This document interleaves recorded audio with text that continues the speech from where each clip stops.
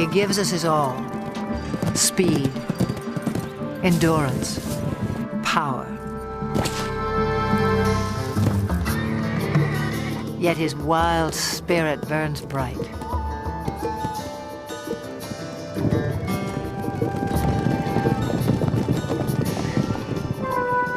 Spark of ancient myth, pride of king and conqueror. He was the backbone of civilization. History was forged to the beat of his hooves. Even now, he still lays claim to the heart, with all the bold beauty that is the horse.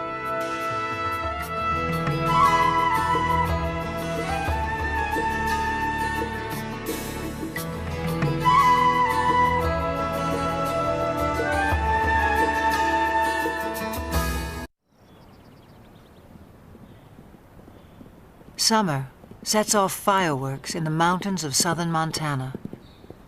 Spurred by heat and hunger, wild horses converge on the cool green heights, and sparks begin to fly.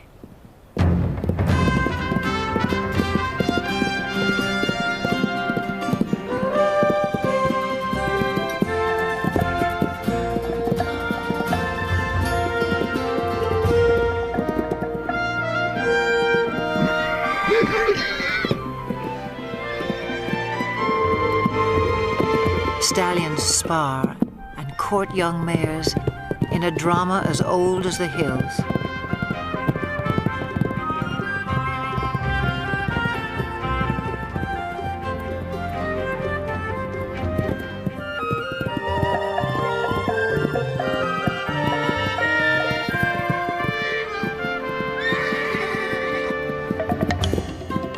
The Mustang has become a symbol of the American West. But some say he's a newcomer to these parts, even a trespasser. The truth is tangled in the long and winding history of his kind. It began some 60 million years ago in the forests of North America. Living on leaves, a creature the size of a fox walks the underbrush on padded toes. In time, forests give way to grassy plains. Legs grow long and toes become nimble hooves in a body built for speed. About 1 million years ago, the first true horses spread across land bridges to Asia and Europe. Their numbers swell, then slowly decline, perhaps due to climate change or the impact of a two-legged predator. To Ice Age hunters, the herds must have seemed inexhaustible, but by 8,000 years ago, horses were extinct in the Americas and dwindling elsewhere into memory and myth.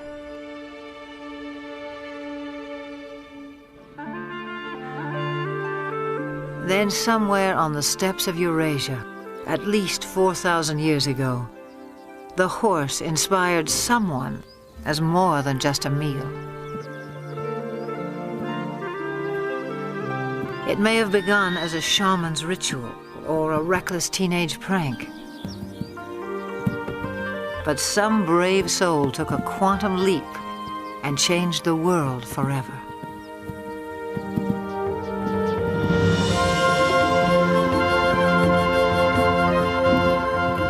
The horse utterly changed our sense of distance and speed.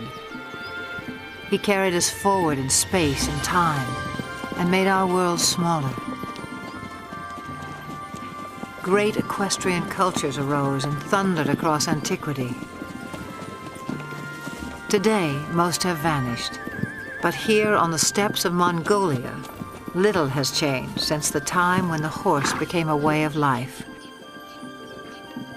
Nomads still measure their wealth in livestock and move vast herds with the seasons.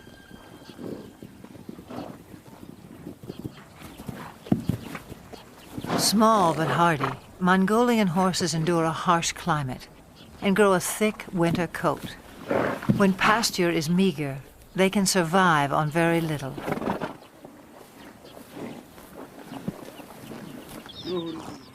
Mongolian nomads also herd sheep, goats, and cows, but horses are their greatest pride. Revered, they are largely reserved for riding, and one other important role. Mongolia's national drink, called arak, is fermented mare's milk. Life in the saddle begins early, in keeping with a local proverb. A Mongolian without a horse is like a bird without wings.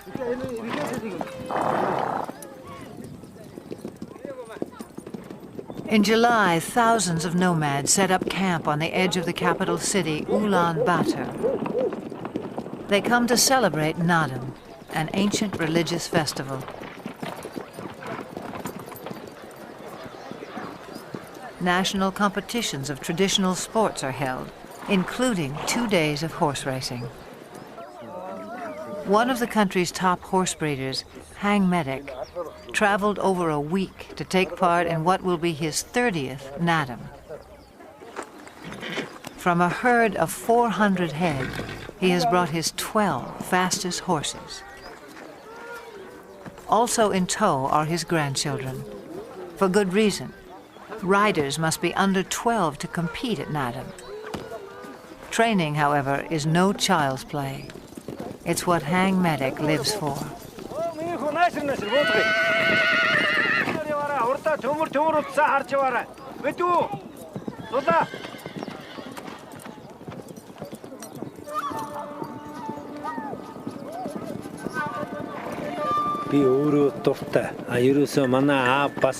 Horse training is a passion. My father was a great trainer, and he passed that on to me. It's the same for most Mongolian people. We compete at Naadam to see who has the best horse, and because we're so proud of our horses. A fine racehorse is a symbol of good luck and happiness.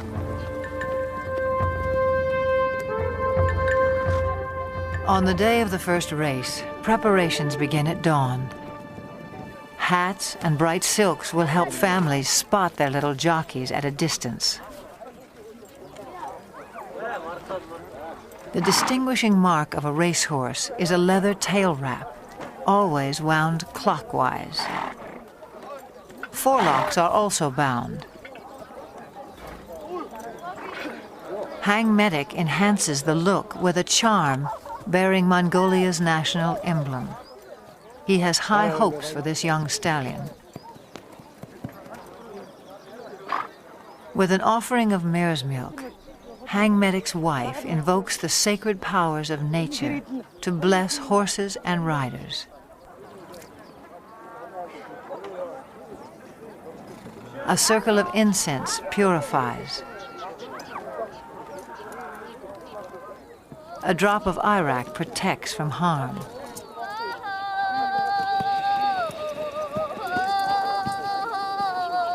An ancient Buddhist chant rings out for luck.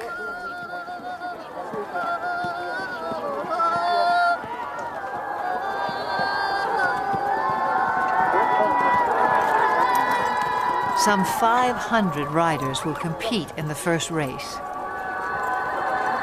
Parents on horseback swell their ranks. By tradition, they circle clockwise at a staging area near the finish line.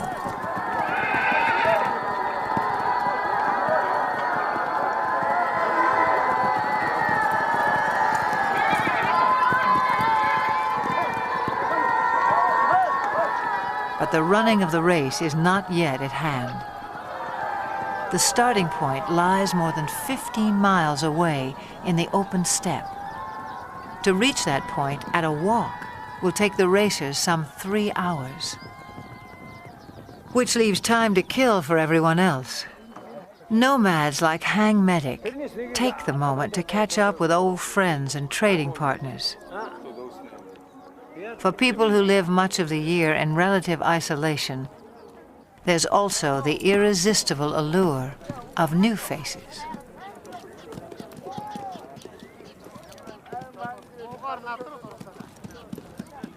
For now, small talk belies the drama that's erupting miles away. As 500 horses reach the starting point, and the race begins.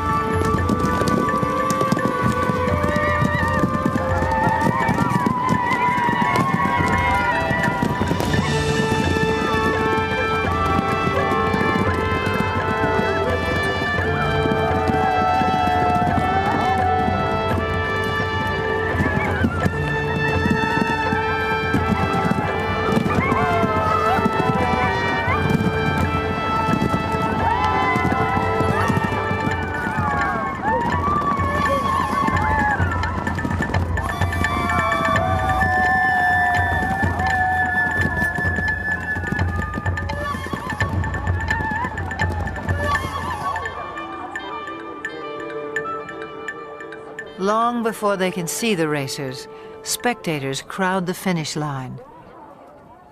According to myth, the dust kicked up by winning horses showers happiness and prosperity on all those it touches.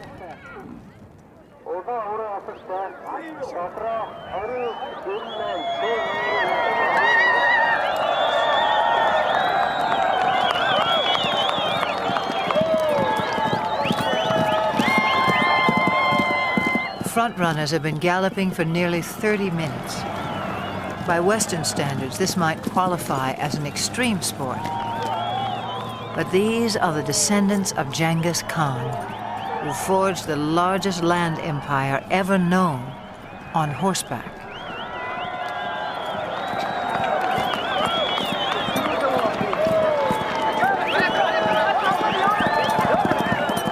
The blue sash of victory goes to the first 5 horses. A flash of green tells Hang Medic his granddaughter has placed. But a riderless horse sends him off in search of his youngest grandson.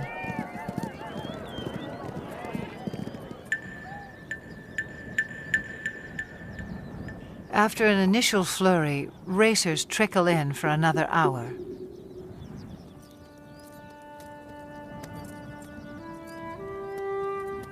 Herd instinct alone will keep a horse going, even one that lacks the fitness and conditioning required for a long-distance run. For some, the strain is too much.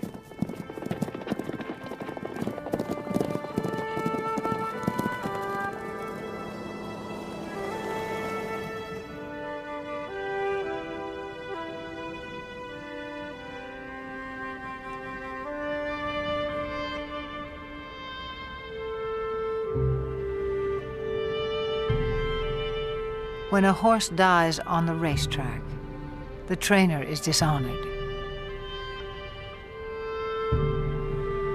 But the child who has lost a beloved pet reaps only heartbreak.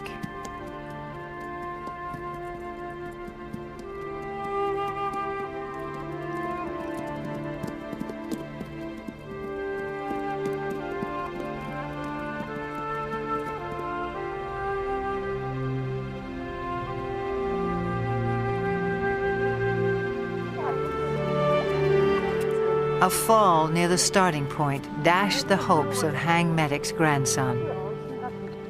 His horse is safe, his bruises minor, but his 6-year-old pride will sting until the races are over.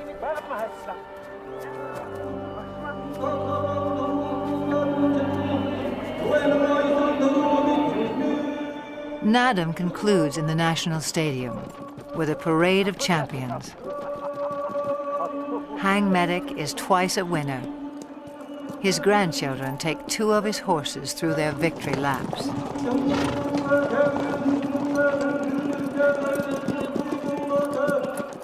A herald sings the praises of the winning horses.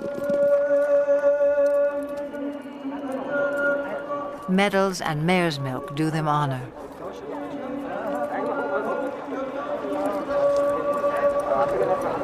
But for each little rider, the highlight is a kiss from the president of Mongolia.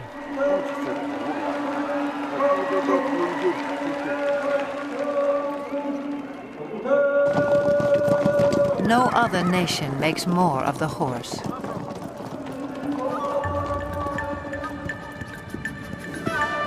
Fiery steed, faithful servant. He is all good things to the Mongolian people. In return, they may succeed in saving the last truly wild horse on Earth. Before the rise of civilization, his kind ranged throughout Asia and Europe. Alert and aggressive, they were elusive prey with their camouflage of tawny coat, their upright two-toned mane. These horses were already rare in 1878, when Russian explorer Nikolai Przewalski returned from Mongolia. He carried a skull and hide that would prompt the announcement of a new species.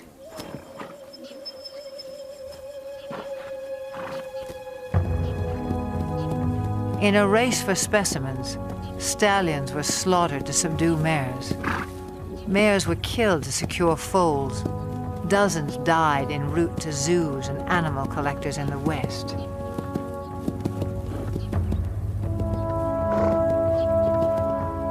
Przewalski's horses were last sighted in the wild in the 1960s.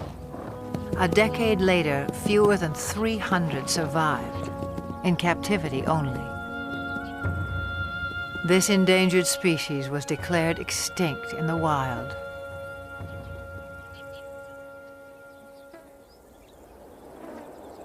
In 1992, 16 Przewalski horses from European reserves touched down in Ulaanbaatar. Their journey was the crowning achievement of Dutch conservationists and Mongolian authorities. Transports were blessed with mare's milk as the horses arrived at a nature reserve established in their honor. The homecoming delighted local people. Their name for the horses is Taki. The word also means spirit.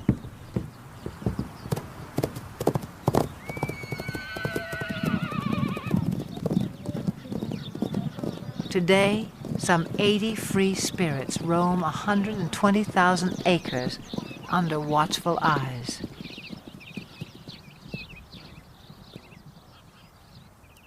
Park rangers closely track the animal's health and behavior. Breeding success is high. 2 generations have been born in the reserve. To increase the gene pool, horses are still brought in from the West. But prospects for a self-sustaining population are promising. Mongolia's preservation of the Taki seems a fitting tribute to an animal who has given us so much.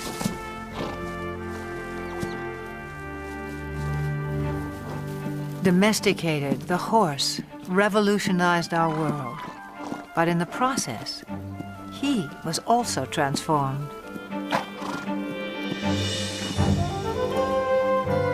The legendary Arab is just one of more than 150 breeds, some honed for work, some for sport, others for sheer show.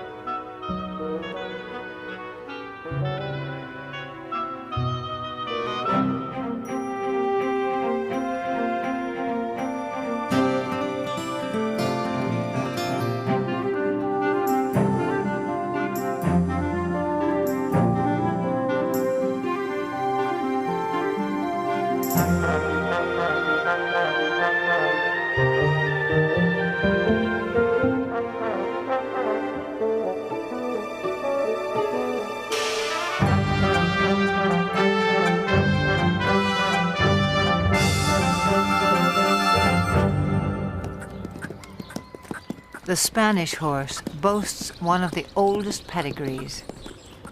His speed and stamina were praised by the Romans. The famous Spanish riding school in Vienna was founded in his name. A dancer's grace made him a favorite of monarchs and earned him the title Royal Horse of Europe. Today, he inspires a new generation. At the Royal Andalusian School of Equestrian Art in the town of Jerez in southern Spain. Few gain admission here. Only first-rate horses, trainers, and students. A strict curriculum has produced several Olympic competitors. The school also keeps tradition alive. Once a week, the public is invited in to enjoy the splendors of another age. In 18th century costume, riders recreate the height of classical horsemanship as it was practiced throughout the courts of Europe.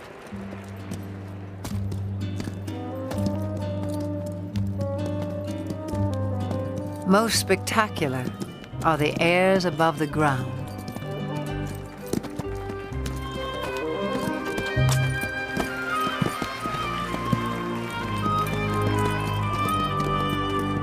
Horses naturally leap and kick when fighting.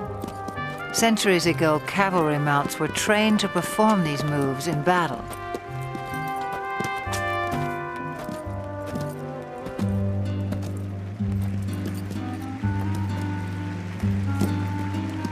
Eventually, each gesture became an end in itself, as formal as ballet.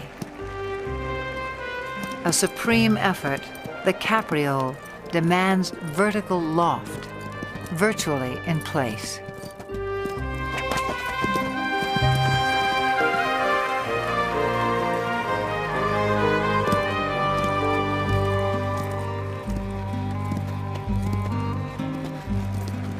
Few can perform this exacting dance with the power and precision of the Spanish horse. The purity of the breed is proudly protected in Spain, yet his bloodlines extend far and wide. For this was the horse who once conquered a new world. Some 500 years ago, Spanish explorers rode upon the shores of the Americas. Some native people mistook man and mount for a single fearsome creature.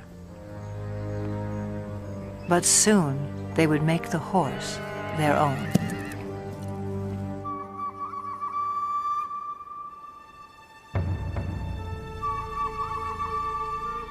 Through stealth and trade, Native Americans embraced the horse.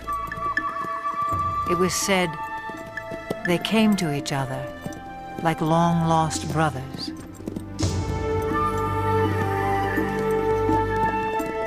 Some called him Sky Dog.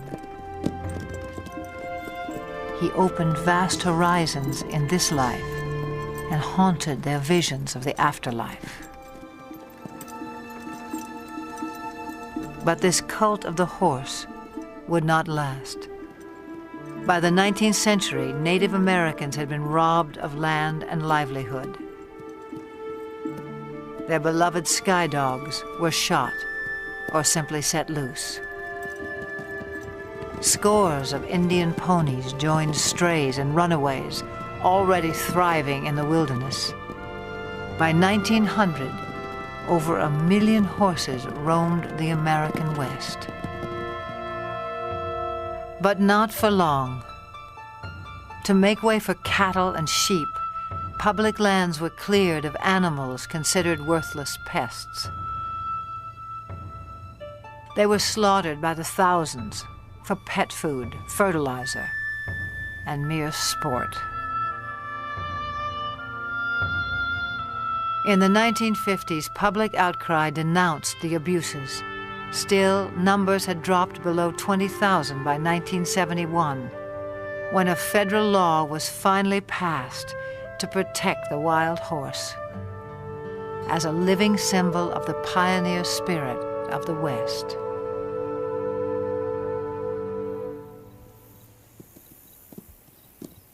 Today, the Bureau of Land Management oversees some 45,000 horses on public lands in 10 states.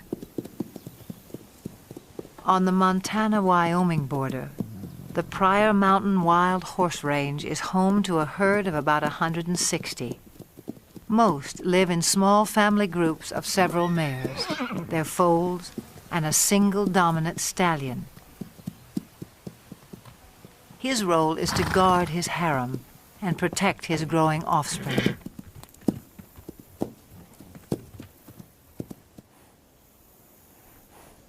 This stallion, known as Raven, is one of the most dominant on the range. A heap of fresh droppings called a stud pile alerts him that potential rivals may be in the vicinity.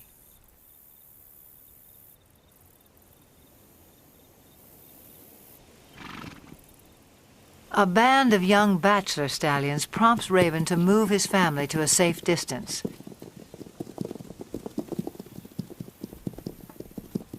Then he advances on the intruders, and confrontation becomes inevitable.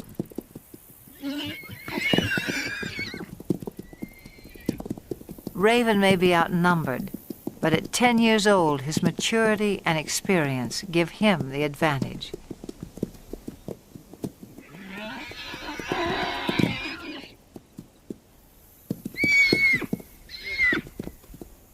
As he enters the fray, his band stays put on the sidelines.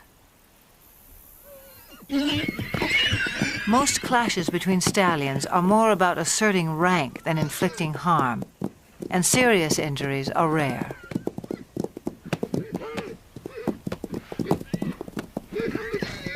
In the end, the bachelors move on unscathed but chastened, and Raven returns to his mares.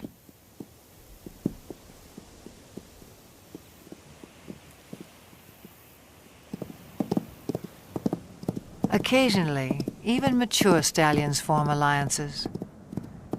A stud named Starman acts as a subordinate or lieutenant stallion to Flash, who has a mare and foal of his own.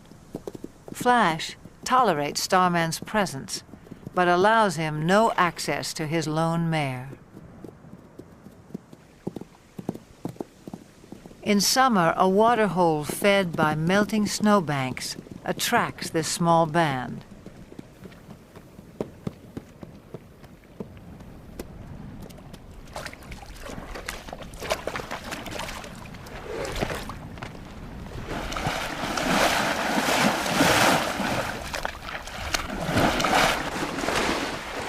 The mare enjoys a soothing mud bath, while her 3-month-old foal plays with the idea. But for now, the water holds no appeal for Flash's lieutenant stallion. Starman picks up the scent of another mare and sets off in hot pursuit. The mare's yearling son tries to intercept Starman, but fails to impress such a mature stallion.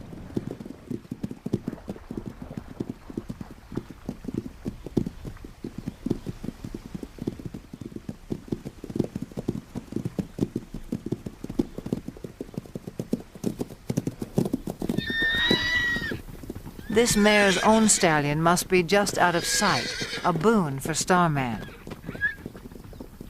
Still, she rejects his advances.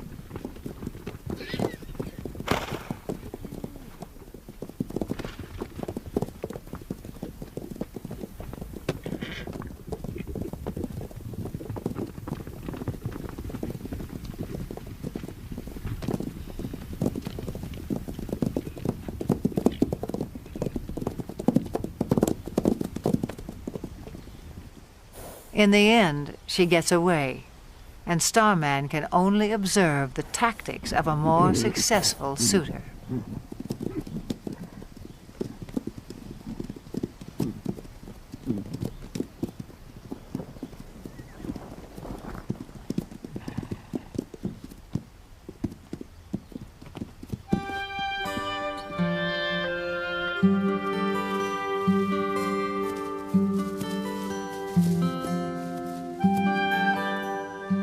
times, the Pryor Mountains seem heaven on earth for horses. Though much of the terrain is arid and winters are harsh, summer pastures can be glorious.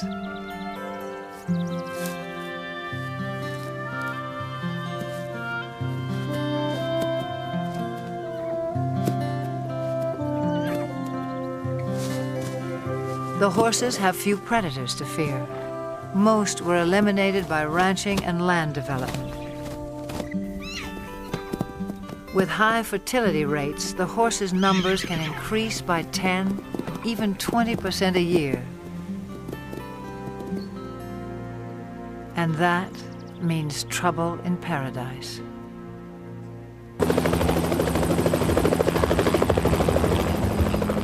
In the last 3 decades, the Bureau of Land Management has removed more than 100,000 wild horses from the range. The roundups are intended to protect public lands from overgrazing and ensure the health of the herds.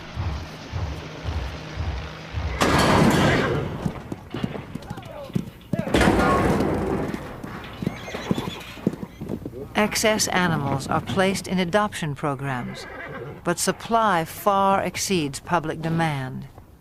Horses deemed unadoptable live out their days in holding pens.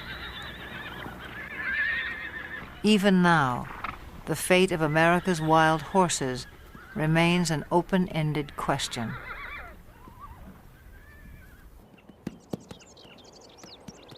Some 4,000 years of domestication have failed to deprive the horse of his wild instincts.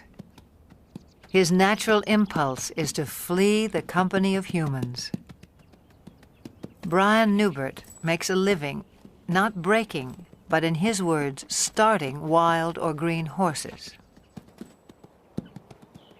This 2-year-old quarter horse stud, born on the open range, has never been handled. On his ranch in Northern California, Brian is about to make first contact.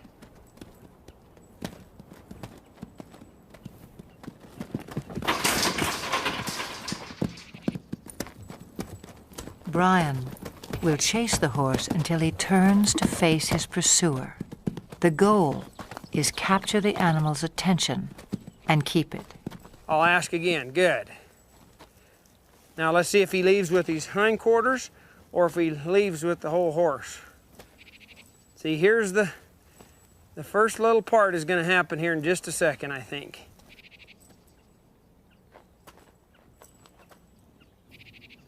Subtle shifts of body language keep the horse focused on Brian. If his attention wanders, I might see if I can get another step closer. As long as he's doing that, I'll just let that soak in. And I'll take another step.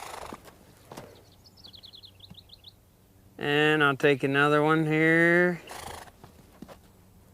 He's having trouble with it, but he's trying.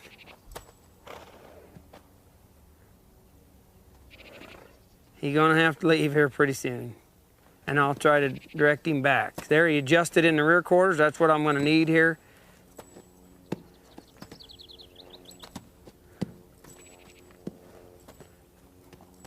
Within about 15 minutes, the young stallion has mastered the maneuver. Now Brian presents a new challenge. I might do just a little swinging here and see if he can stand that. And I'll see if I can put that on there without hitting him in the face. And I'll just, as I come forward, just let that go. And it's kind of scary. And you can see that it's troubling to him a little. So I'll just put just a little pressure till he finds his way toward me. See, he keeps thinking his answer is out of here, but the answer's right there. The horse turns to Brian for reassurance, a critical breakthrough. Now he might reach for me.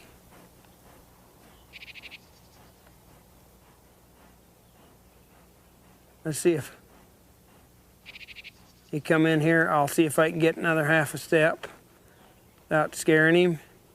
See how he's reaching for me? Now here's a spot where you want to watch their ears, because some of them they'll take a run at you. Now I'll just wait here till he reaches. Like that. See him smelling me instead of... There's the first, second time he's ever been touched by a human, or he touched a human, I guess, instead of... Now again, let's see if this head shaking will disappear. I'll just keep a little tension there, and I'll see if he'll reach for me. And pretty soon I'll reach for him, like right there. We sort of met one another. A little bit of touching there.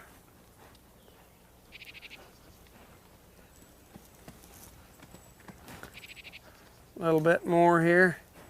See, he's finding out he can touch me and reach for me now. In a horse, there's a spot in there where they can just turn loose emotionally. You can see in their eye and their face a change that comes over them.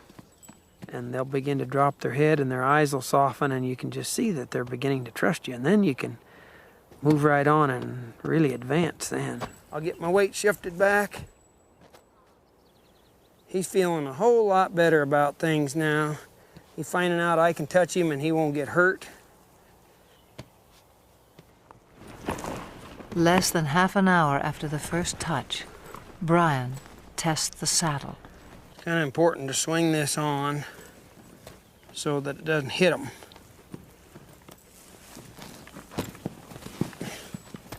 So this grab will gradually just lays right over on their back like that. I don't mind seeing one buck with the saddle, because being a prey animal, that's his responsibility to not let anything stay up there. That's where the predator has the best advantage. If he can get above and stay with them, then he can have himself a meal. Pretty dreamy now, but we'll see what he's like when he feels that saddle on there. I'd rather he test the saddle out before I get on than after I get up there.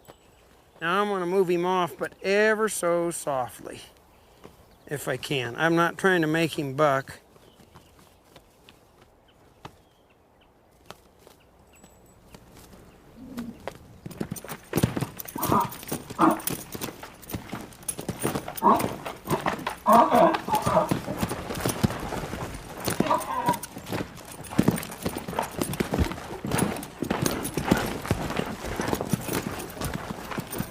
Okay, maybe I'll give him a little consoling. Did you get scared, Bolly?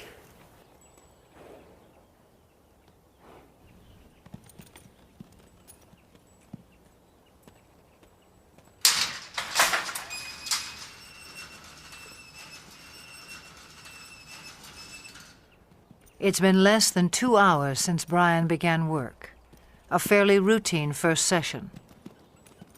He'll leave the saddle in place for a few more hours, then give the young stallion a well-earned rest until morning.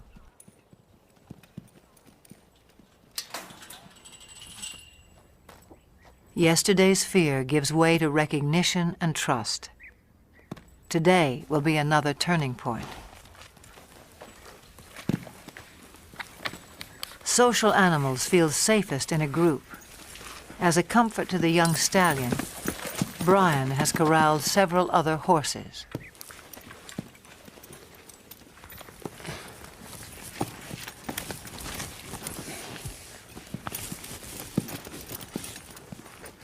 See, if he wiggles, I'll just wait here till he stands put. Pet him over here as if it was my leg, and maybe get myself kind of set here before he gets untracked. I might let him go right out that way. And I'll just ask him to go. If he gets up set, if he gets scared, wants to run, I'll just try to go with him.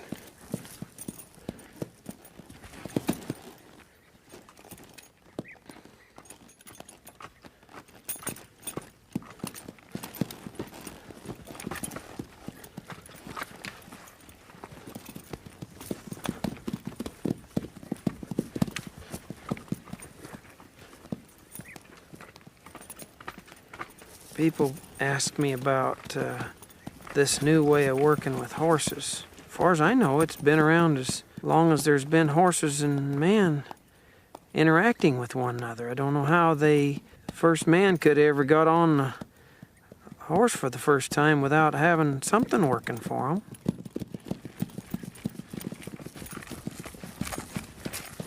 I'll get a little bolder as he gets a little more confidence. I'll ask him here to come back to me with this rein a little, and he did. The young stallion's first ride lasts no more than 15 minutes and prompts a simple reward.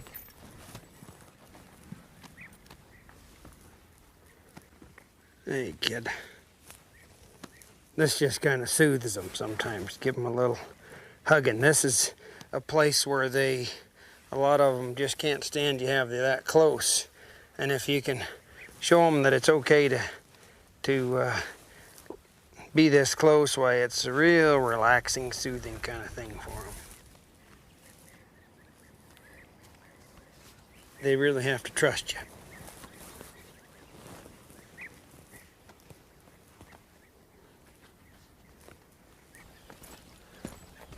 By day 3, it's time to abandon the security of the corral. A whole new life is beginning for the young stallion. He gets so he can trust me a whole lot more today, I see. And Brian is left to ponder an age-old mystery about the nature of horses. I often wondered how in the world would they allow somebody to get up on their back and guide them around. They'll take us miles and miles till they're totally, tired, pull wagons and pack loads and all kinds of things, when actually they could kick us or hurt us or buck us off any time, and yet they'll just work their hearts out for us if it's presented to them in a way that they can understand. Pretty special animal, really. Special indeed. No more than 60 years before the first moon landing, the world was driven by horsepower. Every sector of the economy relied on him. Transport and trade, industry and agriculture. No creature served us better in the building of civilization or its occasional overthrow. For millennia, the war horse prevailed in battle. If not for a horse, would Alexander have been great? Who can imagine Attila the Hun or Napoleon on foot? Over 1 million horses served in World War I. Nearly a third died. In World War II, tens of thousands perished in a battle of bullets and bombs. The age of horsepower was over. And yet there are more horses in the world today than during the 1800s, some 62 million. In an age of technology, perhaps we yearn all the more for the touch of something wild.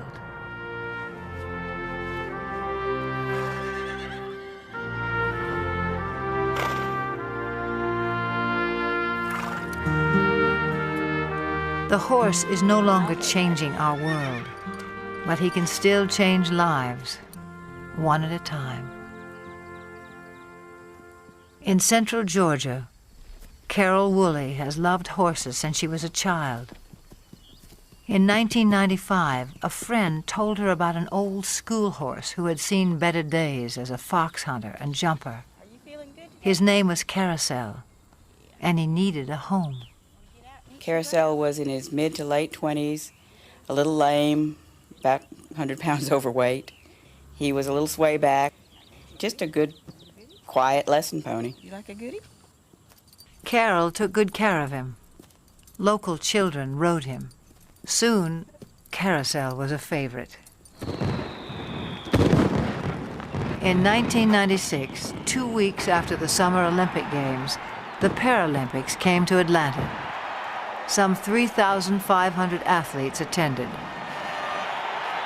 For the first time, equestrian events were included. 16 nations sent teams.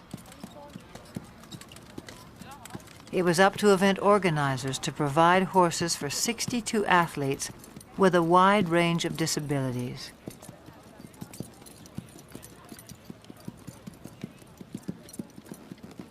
Each would be judged on precision, smoothness, and harmony of horse and rider while performing a set pattern in the arena. A call went out to horse owners for calm, well-trained mounts.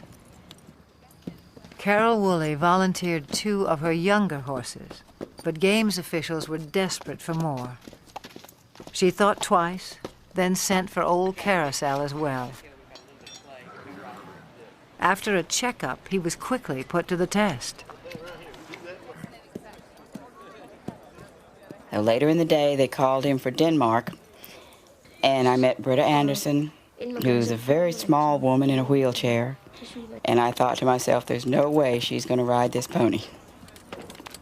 She spoke English quite well, and I asked her, have you ever fallen off a horse?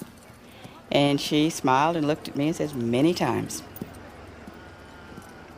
Far from falling, on the day of competition, Britta and Carousel took Carol by surprise. Anderson of Denmark. Anderson. Britta and Carousel made a connection. He knew exactly what she wanted, and she knew how to get the most out of him. And he loved her. I'm still not sure how she did it, but they were just a perfect match.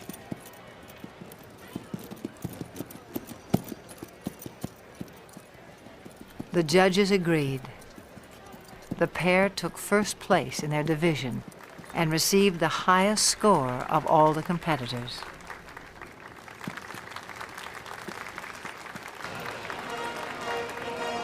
From Denmark, Britta Anderson, riding Midland's Carousel, owned by Carol Woolley. When they won the gold medal, it was this little pony and a horse trainer from nowhere and a world-class rider. And the thought that they actually won that gold and they earned it, it was probably one of the high points of my life.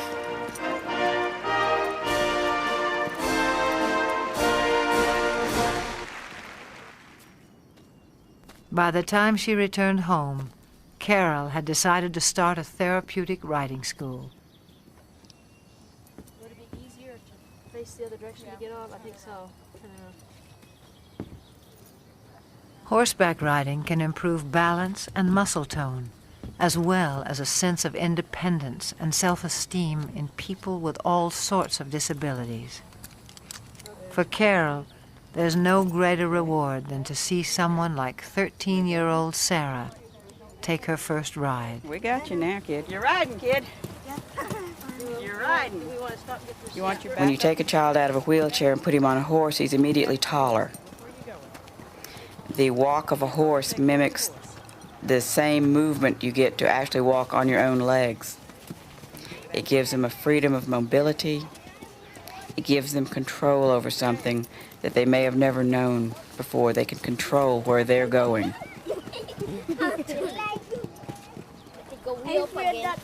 Carol runs the school on grants, donations, and volunteers. And Carousel heads her fleet of gentle horses past their prime. In August of 1998, at a regional show for riders with disabilities, Carol decides to send Carousel into the arena one last time. 9-year-old Sean Donaldson, one of Carol's top students, has never competed before. It's a breathless moment for his parents. Make your old man proud. You got a good horse on him, though. He knows what to do. Young boy and old horse are picture perfect and take a blue ribbon. In first first place, Sean Donaldson from Carousel. A first for Sean, a final trophy for Carousel.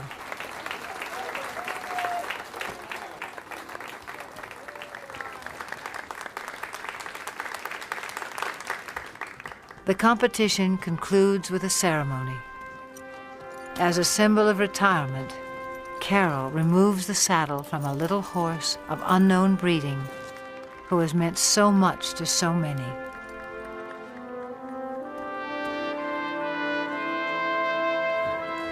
To him go the full laurels of a champion. He was quite calm and stood through everything. He halfway, I think, understood that we were doing an honor to him. I was a little surprised that he didn't mind us putting flowers on him. He acted like, well, those were his flowers, this is fine. I think he enjoyed it, really. He wasn't just an old sway-backed horse with a gray face. He was everybody's dream of a horse.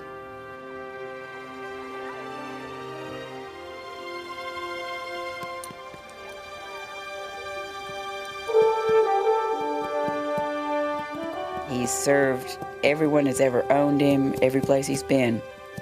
He's done everything we've asked him to do, all of his life. To me, he symbolizes all the horses that have worked hard all their lives and have given us so much pleasure. He's a fairy tale of a horse, but there's probably thousands of them out there just like him. I guess he's the poster child for all of them.